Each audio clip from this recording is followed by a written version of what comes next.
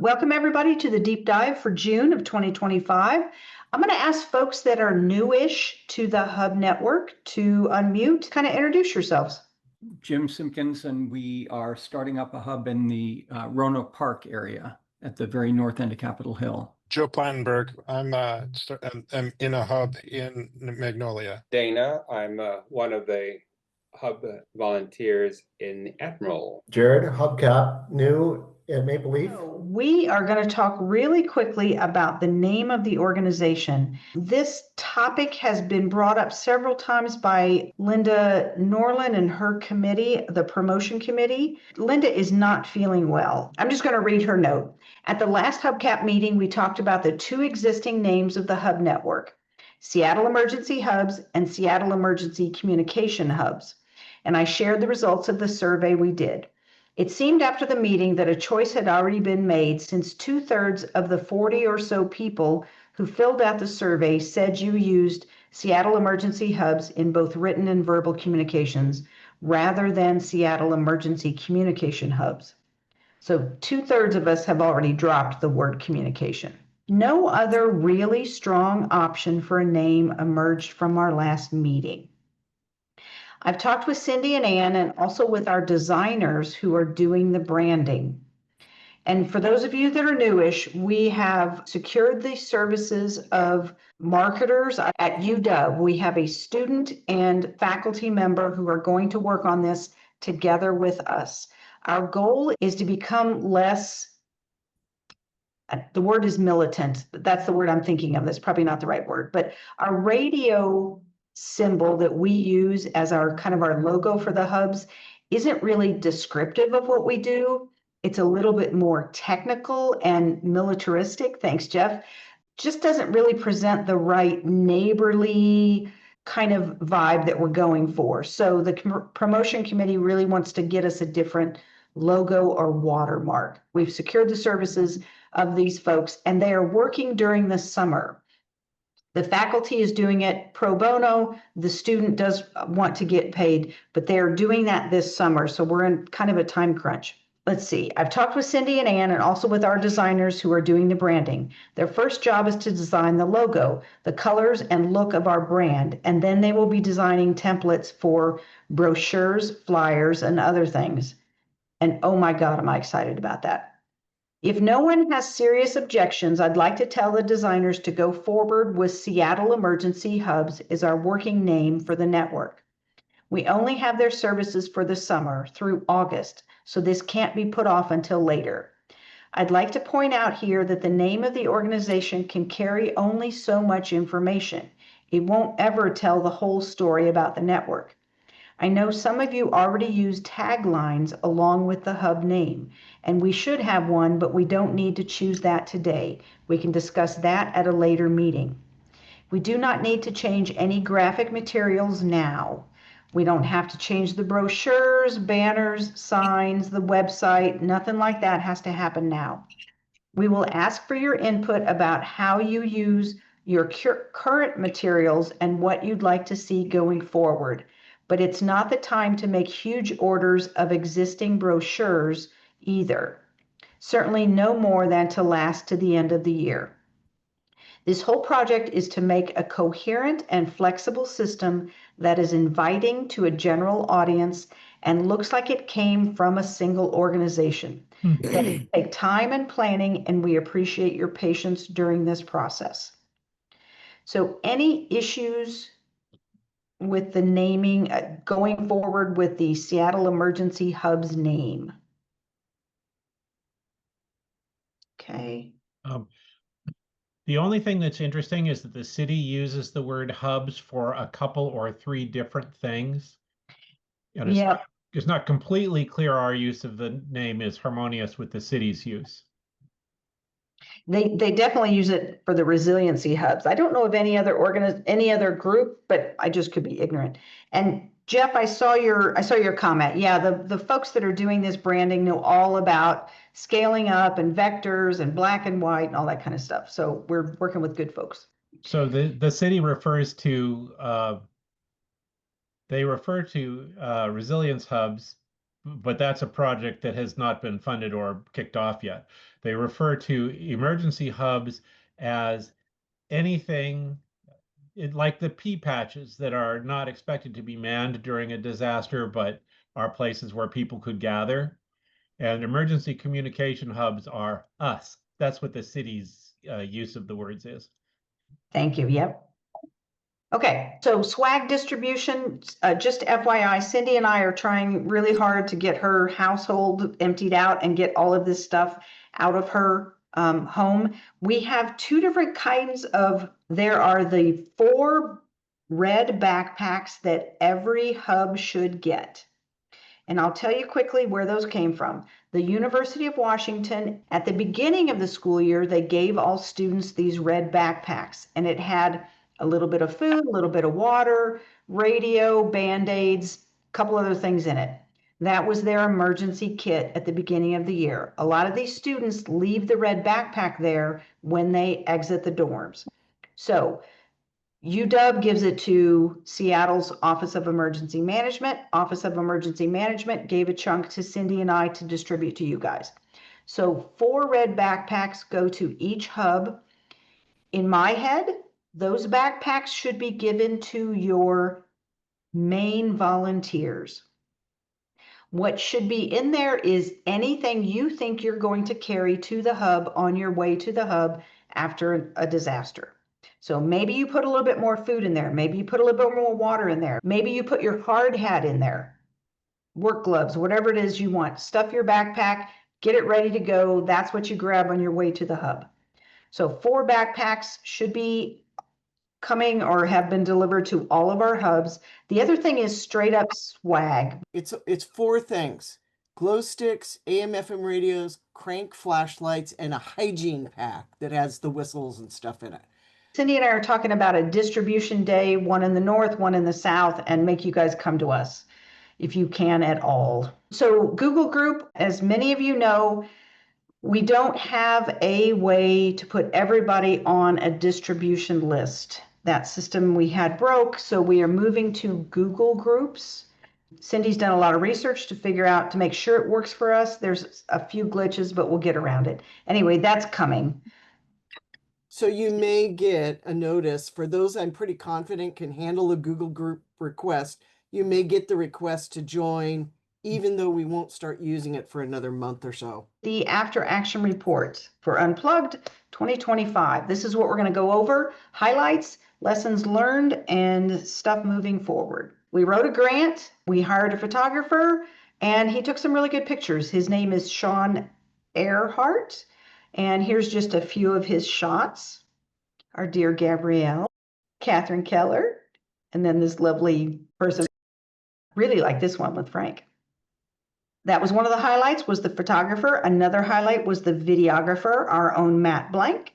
He got people inside in a canopy and asked them some really good questions. I'm Yen Nguyen. I'm a Boy Scouts patrol leader for Troop 286. I thought it was really fun. My main takeaway from this event is it's surprisingly easy to make a really large impact on your community. Hi, my name's Angela Kokinakos, and I'm a nurse practitioner. Being a part of the Seattle Hub organization helps me contribute my skills to help my community in the advent of an emergency. I'm really glad to see this organization is helping to turn our everyday citizens into assets so that we can all help each other when something terrible happens in our community. My name is Hidataka. Came here with my scout troop. I'm one of the Cub Masters for my scout troops. I think I enjoyed the setup of the resource tent the most. I liked how there's like those little things with the slips where you can, you know, if you have resources to give, or if you need something specific, and then they can like follow up with you after that. I thought that was really clever. And I'm Kirsten Geminer. Just show up. I mean, if we've all practiced, it's going to be a lot easier and better when something happens. I really appreciate all these people. It's really amazing that they're spending their Saturday trying to make the world better. So wasn't that sweet? Another highlight was all the scouts that we had come. We had 2 different troops. One came to the June 7th drill and one came to the June 22nd drill. Just a picture of them.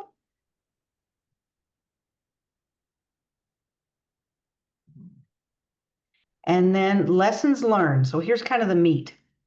We'll go through the 3 things that we planned to practice, which is the shift change, working on the volunteer area a little bit and the medical area, and then we'll go through some of the unexpected learnings from this. So shift change. What we realize is that we really need to give people some structure on how to do a shift change. This is what Cindy and I came up with. First of all, observe. So the oncoming shift needs to stand near the outgoing shift, and just sidle up to them and say, hey, I'm your replacement. I'm just going to watch. I'm going to observe. So watch them handle a few neighbors or a few situations. And then there should be an exchange of information between the outgoing shift and the incoming shift. So what have you been noticing? What's gone right? What's gone wrong? What have you been seeing? So share some of the highlights. And then the last step in this process is to again observe, but it's the outgoing shift observes the incoming shift. And what we think you ought to do is be very, very encouraging, because it's scary to have somebody watching you, especially if you're new to this job. So be very encouraging. Everything they do right, comment on it. So you're doing a really good job, blah, blah, blah. And then if they do something that doesn't help with the flow of things, redirect them. Observe the old person, share information between both shifts, and then observe the new person. So any questions about the shift change? One other thing that you may not have thought about, some shifts end at the end of the day when you're going to strike the hub overnight. And when you do that, there's an additional step that's very important, which is to make sure you have enough materials to start the station up the next day. Yeah, good point. Good point, Kurt. Yeah. And that shutting down is a very different situation, because you're trying to figure out what do you do with paperwork? How do you fold stuff up so it doesn't blow away or get rained on overnight? So that is the shift change. Next, we're going to talk about the volunteer area. Cindy and I and another person that's involved with the hubs were talking about, we really need to make good use of everybody that walks up and says, I'm here to volunteer. We need to be ready to go with giving them gainful employment, because if they come up to us and say, I'm here to help, and we go, yeah, just take a seat, we'll think of something to do for you, they're going to walk away. They're going to walk away and put their efforts somewhere else. So we need to be ready to use them immediately when they show up. So this is what we came up with. This is probably not the right word, but places to deploy them. And that I know is a very military term. So if anybody's got another word, I'm game. Assignments. But assignments, okay, yeah. Placements, okay. A list of places to check on would be super, super helpful as a way to start. I did not do this for Beacon Hill for the El Centro drill, but I did do it for the Maple Leaf drill. And I literally looked on Google Maps and went, what are the places in this community that I think would be vulnerable? So I looked up the unreinforced masonry buildings. They have quite a few. I thought about the very old and the very young people in our community. Those are the most at-risk folks, or those folks are at risk. So senior housing and preschools, where are they? Note them. Are there any infrastructure things in my community that we would want to know about? Mark those down. Do any of the businesses or buildings in our community have hazardous materials? Probably want to get a handle on that before something bad happens. Just even seeing if the building's on fire, if it's, cracked or whatever. Are there medical assets in my community, and how are they looking?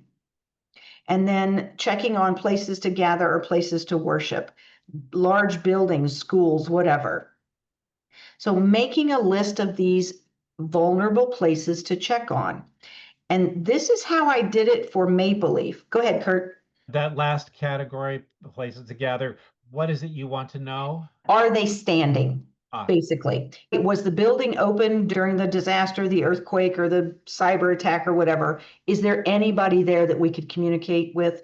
Or is the building, does it look like it's so destroyed that it's not going to be of use to anybody? So just eyeballing it and knocking on the door if possible. What you're looking at is a bunch of 3x5 cards, which I just looked on Google Maps and I filled these out. and I labeled them vulnerable locations to check on, and I clipped them together, and that was with the volunteer coordinator. Once they got 2 volunteers that were ready to go, you hand them a 3x5 card. There's not a lot written on there. Basically, it was the location and why we thought it was vulnerable, and maybe a few questions that we wanted answers back from.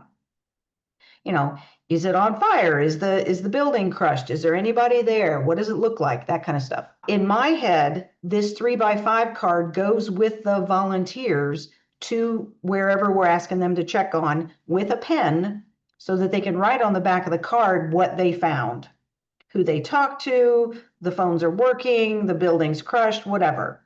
So I just thought this system it's a starting point. Somebody's going to figure this out and going to do it much better than this, but it seemed like a smart way to start. Really, really simple. And again, the goal is to gainfully employ anybody that shows up and says, I don't have tons of skills, but I'm here to help. We want to put them to work early. So any questions about those cards or this idea? Just that it's brilliant. Yeah. Okay. Yeah, anything built before 1972 has asbestos or lead. Anything before 1974, I think, is considered a unreinforced masonry building, but I can send out the link so you can find the URMs in your community. It's really simple. So the other thing that came out of this drill was kind of categorizing volunteers. And this is how I see them.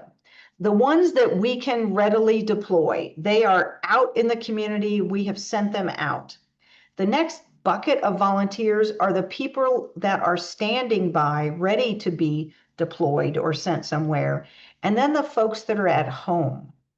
So in my head, there's 3 buckets of volunteers that the volunteer coordinator has to manage. To track the deployed volunteers, this is a system we came up with, and we practiced it somewhat during the Maple Leaf drill, so I'll just go through it. One of our genius volunteers, Jody, came up with this idea. This is the volunteer tracking form, only it's been modified. So modifications include a date. That was really smart.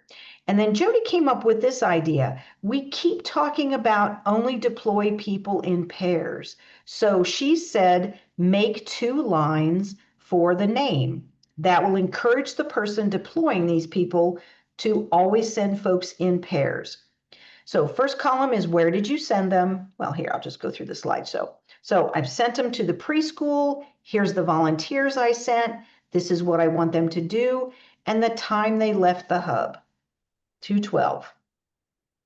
And then I take their pieces of paper, the forms they filled out that says, my name is Daryl Jones, I'm a whatever, I don't have any certain skills, but I'm here to do anything. We take that piece of paper and put it underneath the clipboard.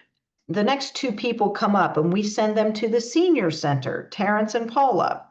We just want to find out if the senior center has any needs. So again, that's why you send something with them so they can write on. We deployed them at 2:23 in the afternoon. Again, their paperwork goes underneath this clipboard, so we know, just so we're tracking the paperwork. Maybe we send somebody to a hazmat plant, an unreinforced masonry building. Maybe there's a special needs building or home in our community. Let's send somebody there and see how they're doing. Maybe there's some kind of infrastructure, a big power plant, a bridge, whatever. When they come back, so up here at the top, this group came back about an hour later at 3:10 or 15:10 in the afternoon. So I'm pulling out their slips because they're returned, and then I need to redeploy them. This is just some ways to track these people that are just standing around. So maybe it's another clipboard that said standing by. Maybe it's you just clip them all together and you designate this clip as these are the folks that are standing in front of me. Maybe it's a shoebox. I don't know. There's many different ways to organize those, but just keeping track of who's returned and is waiting to be sent back out.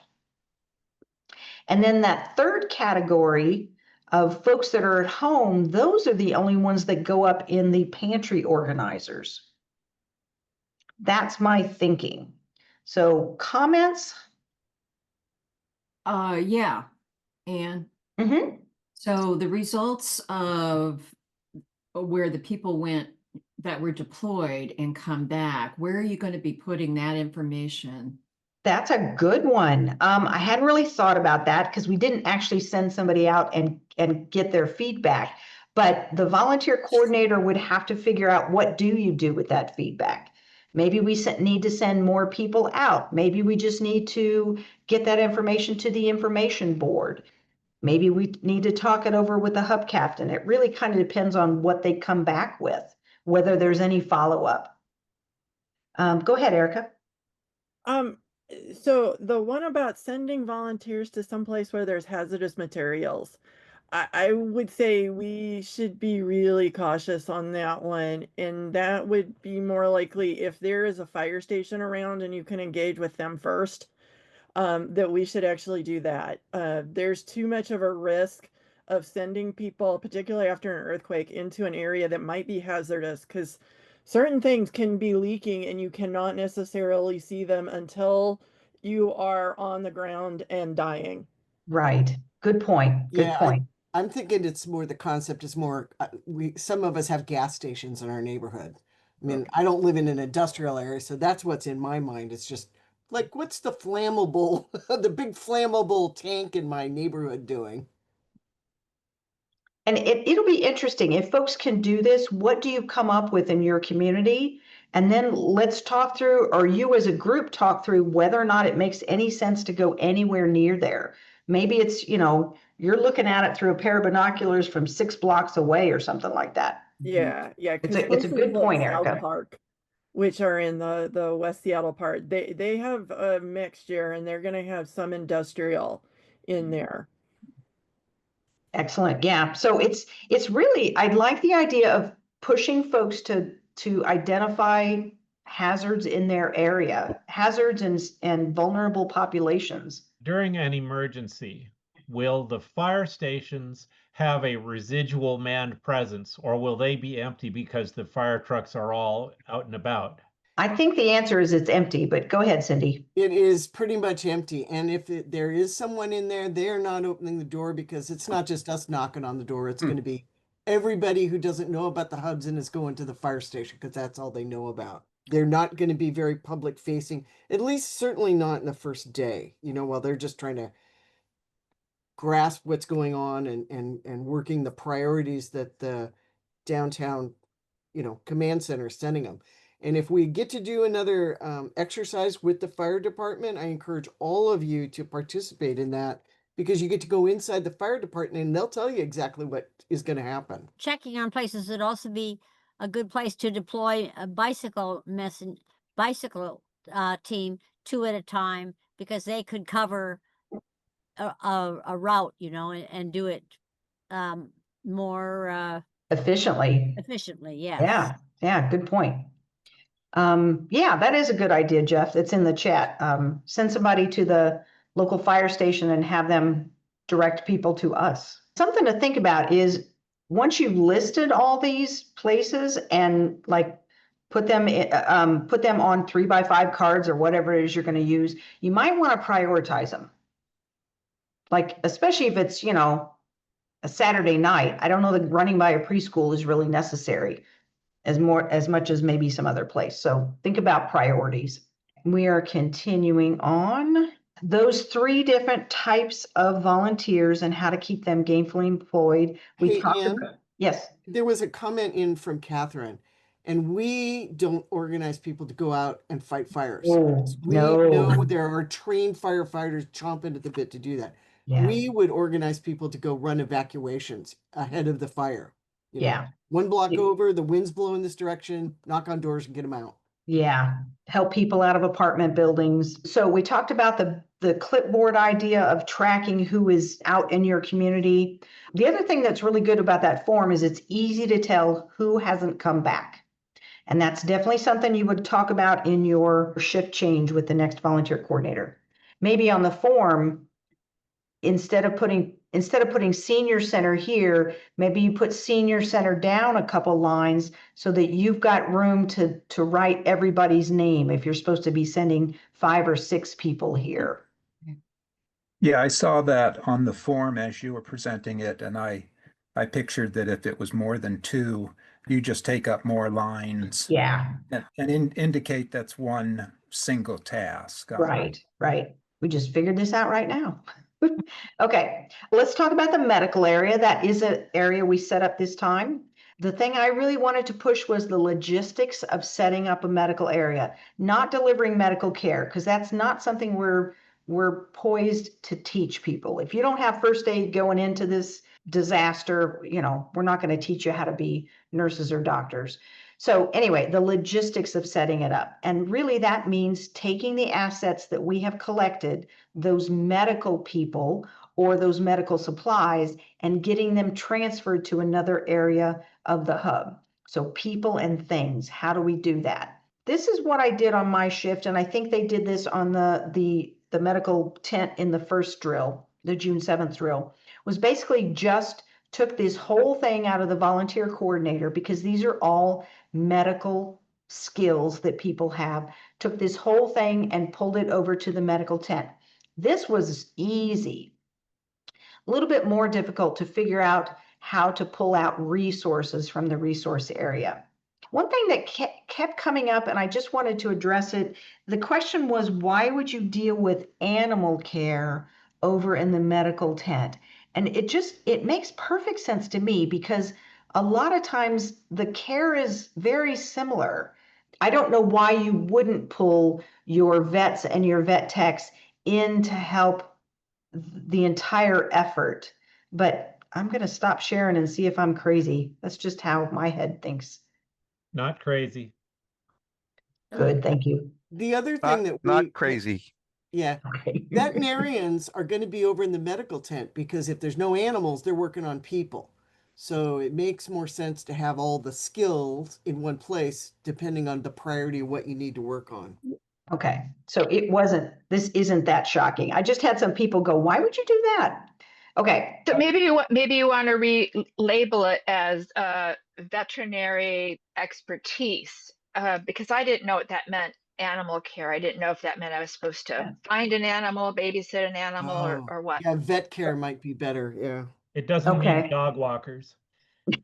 Although I would have put it there in the beginning, when this was over in the volunteer area, I absolutely would have put dog walkers or pet sitters. I would have put them here. So what are you saying, vet care?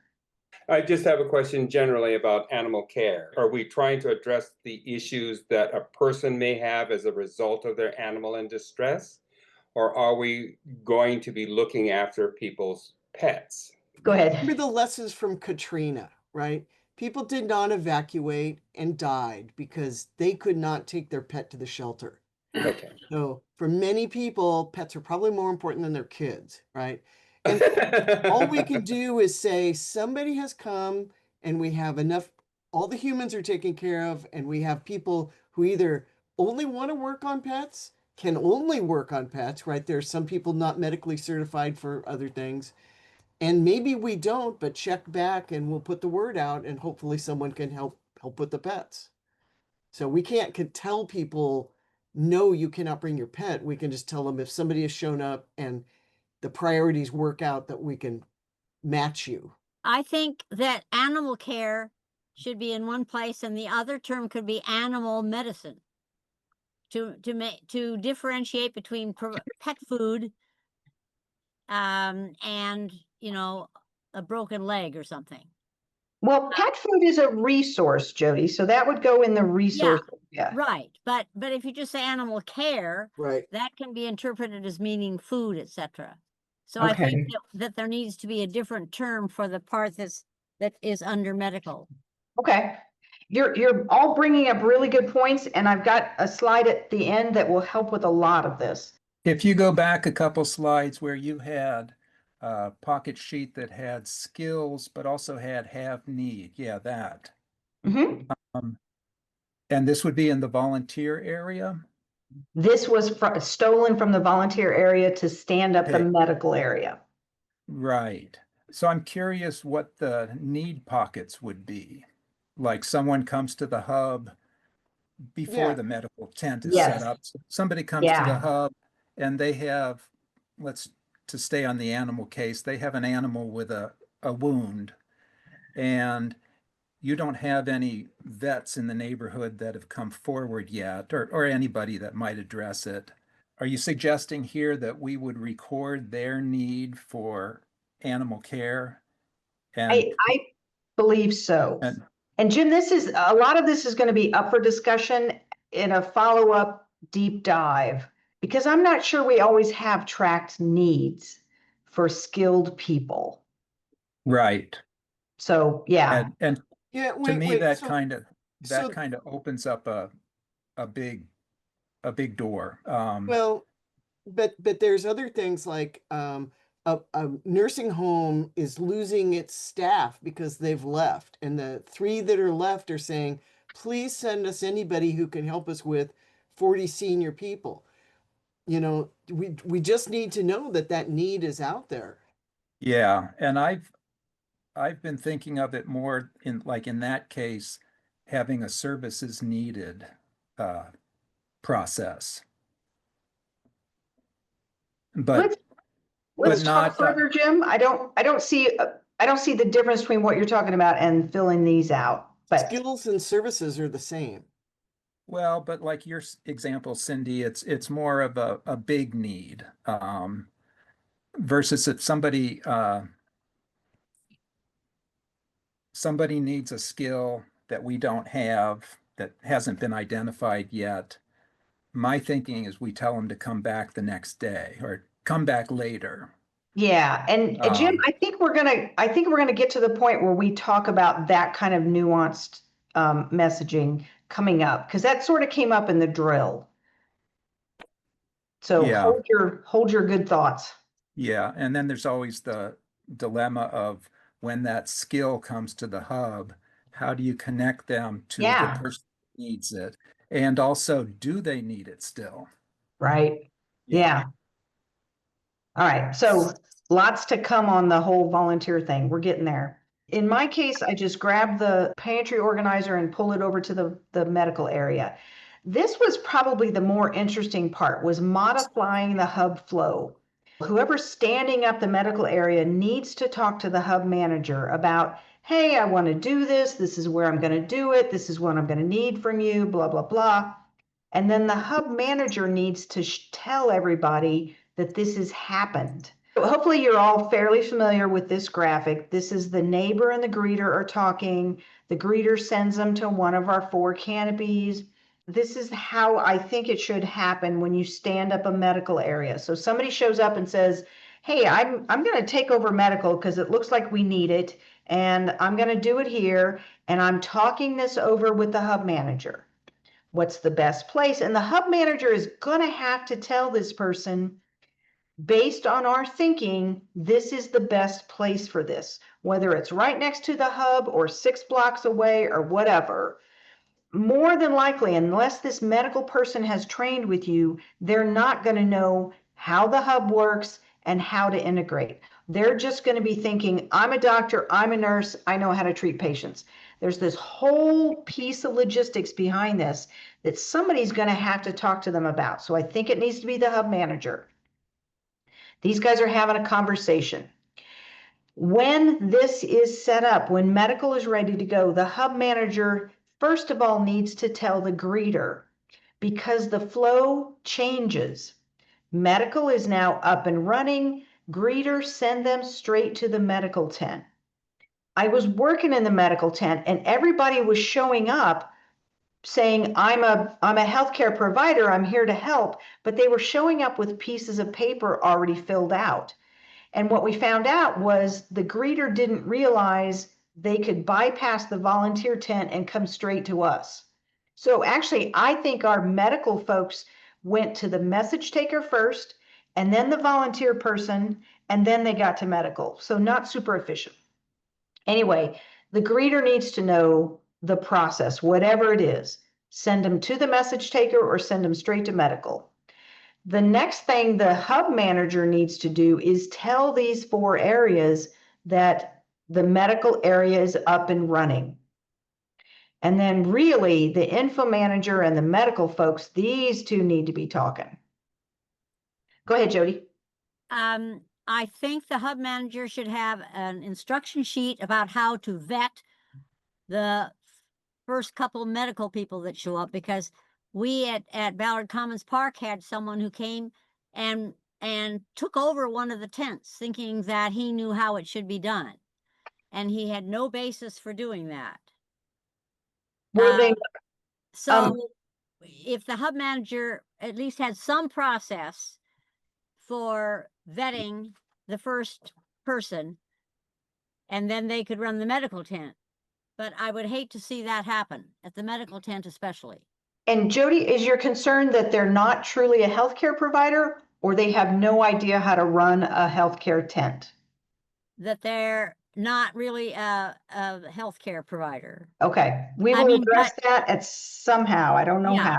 And also it'll need to be written down how the medical tent should run, because particularly the first people who show up may not have an idea. So they'll need some instruction sheet to get clued into the system. Yeah, and that's kind of a rewrite of our medical book. It's Right, really generic at the moment, but we're learning. But beware of the people who aren't really. Yep. Okay, I'm going to keep going. So the way we tracked our volunteers, because this is what I think is going to happen with medical. I don't have data to back this up, but just thinking about it. So let me back up a second. We did have a PhD student who I sent out to get medical information. What happens after disasters? This stuff happens all the time. After every disaster, medical people stand up and they help, even outside of more established first aid tents and all that, Red Cross shelters, all that kind of stuff. It happens. How does it happen? What are the injuries they saw? What are the issues they had? All that kind of stuff. Get me information. She went out in her little PhD mind and PhD world. She knows this stuff and looked, and it does not exist. What we kind of figured is that, yes, it happens, but nobody writes it down. Because it's a very short window. You're scrambling just to keep people alive. Maybe you don't want to put your name on, the fact that you did this because you don't want to open yourself up to liability. I don't know, but she couldn't find anything. So I think the idea of people coming to a first aid area is not as accurate as you would think. If people are truly injured or sick, their ability to walk to a first aid tent is very limited. So I think as medical folks, we need to be prepared to deploy our assets out into the community. If my wife's in labor, she's not freaking walking to the hub. I'm going to stay at home where I'm comfortable, and you send me a provider if at all possible. If I've got a broken leg, I'm not walking to the hub. You need to come to me. I think we really need to grasp this idea of we are deploying our assets out into the community to help. What you're describing is an instance of a more general thing that a hub may have to do, which is to create a new category of help. And you won't find out what you need until the day of. Maybe there's a lot of building damage, and so you have a lot of traffic for people looking for carpenters.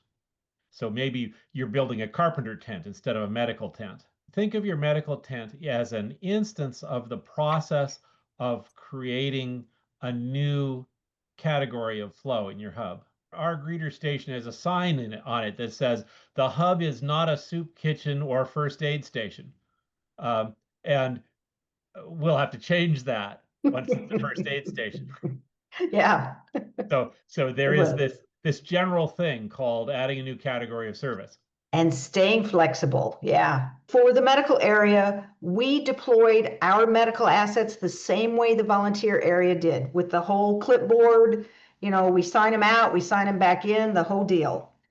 One special thing that came with the medical area was we're trying to send a second person out with our first medical responder. So I've got a pregnant woman at home who really needs some reassurance, or maybe she's going to deliver a baby, who knows. I'm going to send a midwife, but my second person, I don't want to send another midwife. I just want to send a warm body with them. Somebody that can boil water or run for help or whoever, whatever. What we ended up doing was the hub personnel needs to walk over to the volunteer coordinator and go, hey, Susie, it's Ann from the medical tent. Have you got 2 runners I can have? And then I grab those warm bodies and their paperwork, and we go over to the medical area, and then they're deployed out of the medical area instead of the volunteer area. So send them out in pairs because that's the smart thing to do, but they don't both need to be medical. I can stretch my assets a whole lot further if I don't have to, if not everybody going out is medical. What we started doing in the beginning was we were sending the neighbor over to the volunteer area going, hey, I need a second body. And that just was a big cluster. The neighbor didn't know what they were asking for. The volunteer coordinator didn't know what we were asking for. So I just kind of made the command decision that we're going to send somebody in a vest over to the volunteer coordinator and go, hey, I need 2 warm bodies for medical. So we've talked about the shift change, the volunteer area and how to track, the medical area and how to set that up and track. And then let's go through some of the fun, unexpected things. All of our radio messages were passed digitally. What this means is that instead of somebody talking into a radio and conveying the message using their voice across radio waves, they used a computer. And we sent the message digitally using a program called FL Digi. That doesn't matter, but it was really successful. I'm very excited. It's a very fast and accurate way to send a lot of information. And when you send it this way, it's one person sends it out and it goes to as many people as possible. It's not a one-to-one communication. It's one person sends it and it goes to many, which is a really good way to spread information. So that happened. This came up, and I think part of this was because the medical tent was so close to the radio. When they got a message having to do with medical stuff, they walked over to the medical tent and gave it to us. And we need to reinforce that the only person talking to the radio folks is the hub manager. Everything has to go out through the hub manager to the radio people and back into the hub through the hub manager. There has to be a bottleneck. 10 years from now, we may have much higher bandwidth ways to communicate. We might, in fact, be able to just put up an open hotspot where people can get their cell phones connected to and send their messages, their I am safe messages out over the social media platform of choice. Let's hope the disaster waits till then. I'm on board. I think I think the stuff coming is amazing. Okay, it's 8 o'clock. Let's keep going. All right, this came up, and I just want to talk people through how to deal with this. I was listening to a conversation between a hub volunteer and a person whose issue, their script, could not be resolved. They wanted to know what roads were open between here and Kirkland because they wanted to go check on their mom or something like that.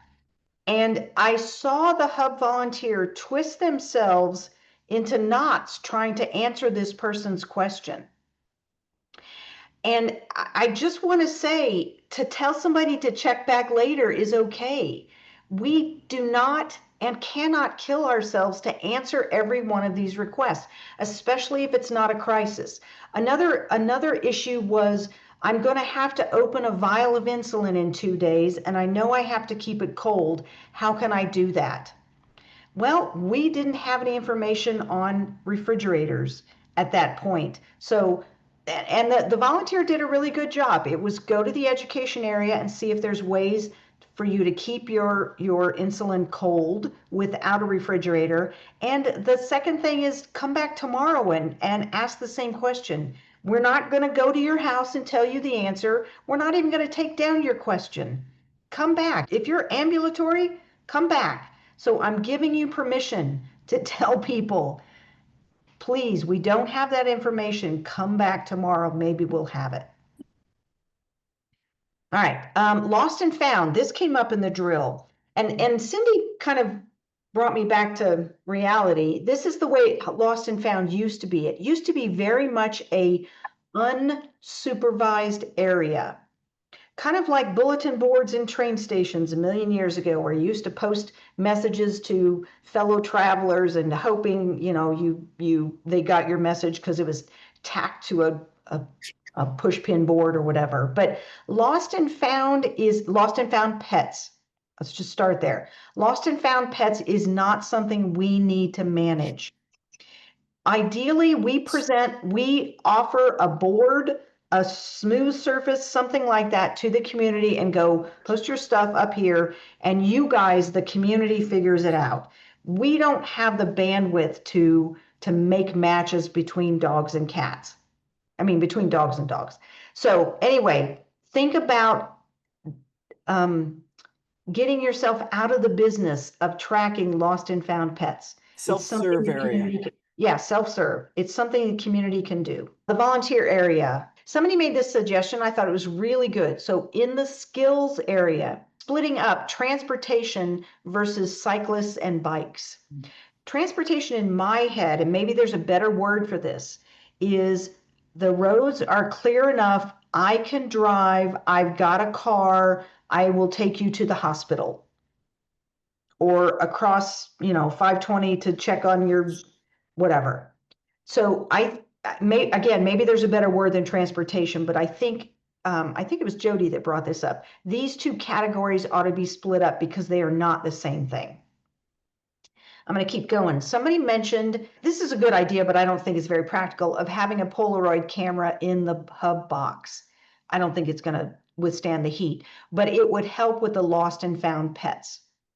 Just a thought. If somebody wants to bring their Polaroid camera to the hub and take pictures of pets that are found to post it up on the board, great. The education area, we did have several scripts that didn't have answers in the education book. So some of the stuff we thought about that we'll include in updates is a bio stove, which is just a way to build a stove that uses sticks and leaves and whatever stuff you can find on the ground to heat up water, and then how to siphon gas out of a gas tank. Not easy these days because of our newer cars. Couple more suggestions. The word translation seemed to stump a lot of people. Like they'd look at the pantry organizer and see the skill of translation and went, yeah, I don't really know. I'm not a translator. But really what we want is we're trying to find people that have more than one language. So I'm not sure multilingual is the right word, but translation doesn't seem to be the best word either. So more to come on that. This comes up in every drill, which surprises me. I think it's just a freaky thing. So people are a little weirded out. But anyway, we have guidance from King County in two places, in the Hub Manager book and in the Medical Officer book. Based on some of your feedback, I think maybe it ought to be in the education book as well. And I don't see a big problem with putting it there. I got an offer of maybe some help with kind of making our education book a little better. We got some feedback that it's hard to find things in that book. The table of contents isn't super helpful or comprehensive. So I think we might have an offer for somebody to make this book a little bit better, and we will include things that we haven't seen before and we think we need. So we've gone through the highlights, lessons learned, moving forward. We have scripts, and this happens a lot after drills, is you individual hubs do your own drills using like the flyers and the scripts and the scenarios and all that kind of stuff. So I want to tell you that this is available. This is an Excel spreadsheet. There's one tab for shift number 1, a tab for shift number 2. And the only reason there's 2 shifts is because there's supposedly more medical stuff in the second shift. Shift 1 was before the medical tent was up and running, and shift 2 is after the medical tent. There's not a big difference between these 2 shifts.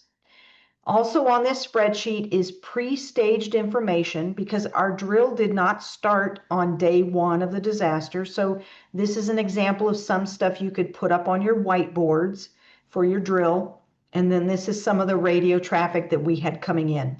So this is all available to all of you guys if you want to use this in your upcoming drills. What I want to point out is Gina Hicks helped with this. When I print, and hopefully you can see this. Nope, you can't. When I print this, the only thing that prints are these scripts. But what's over here in column E and F, I'm going to change the address that was written there. And now my script says 123 Main Street. So you can modify this for your neighborhood. You can write in pet names. Most of these are like, here's Bartels. Maybe you don't have a Bartels. Maybe you have something else. Most of these are addresses. So modify this, customize these scripts to make them work for you if you're interested. Print out a page or two of the scripts, cut them out and shuffle them, because they are often, the have and the need are right next to each other on the piece of paper. So if you don't shuffle them, it's just too simple. So shuffle them and then staple small stacks together. So the first 2 pages, I'm going to shuffle them and I'm going to staple them together, and I'm going to call that Shift 1, packet 1. Yeah, shift 1, packet 1. So just if you're interested, this is doable. Okay. Wait. Yes. Download that file before you start screwing with it. Because yeah, I know a lot of us don't have super skills on spreadsheets and stuff like that. And so just download it and manipulate it on your own computer. Don't work it in the Google Drive. And I will send it out because we've talked about it and there's a lot of folks having drills coming up. I will send this out as an attachment with the follow-up from this meeting. So you don't have to worry about screwing up something on the Hub Drive. You'll have a copy in your email. This is coming up, Cindy's genius idea. We're going to have curated deep dives coming up, and we're going to talk about at least these positions. And when I say curated, I mean somebody's going to talk besides me, and we're going to go through how we think it ought to run, and then we'll do maybe some problematic scripts. There's still lots of discussion about where these things ought to go, and what if they have 2 different needs, and what if they need a thing and a person? Where do we send them? So deep dives coming up will be kind of this deeper exploration of at least these 3 positions, if not more, just to maybe solidify what we're all thinking, and then possibly some modification to the job descriptions. So that's coming up. That's the last thing I have. I just want to hear from you guys. I gotta say, this is probably the best Hubcaps meeting I've ever been to. All the information here was super valuable. Oh, well, good. I'm glad to hear that. After actions are very fun. Well, but even the other stuff was really interesting. Good. Yeah, we're getting to the point where we're maturing, and we're kind of, it feels like the second wave of maturation, and we're just kind of solidifying what we do. Yeah. Go ahead, Jody. It seems like the manuals are going to need some updating, which is a terrifying thought. But maybe we could have a little kind of overall something or other that would make it a little easier. And that way, I think we would get to it more quickly. Over. I'm not quite sure what you mean, Jody. Well, if you have a notebook for one of the stations, it's got a bunch of stuff in it. There's forms that are probably outdated, or there are more options to choose from. There's a lot of things that have changed in the process.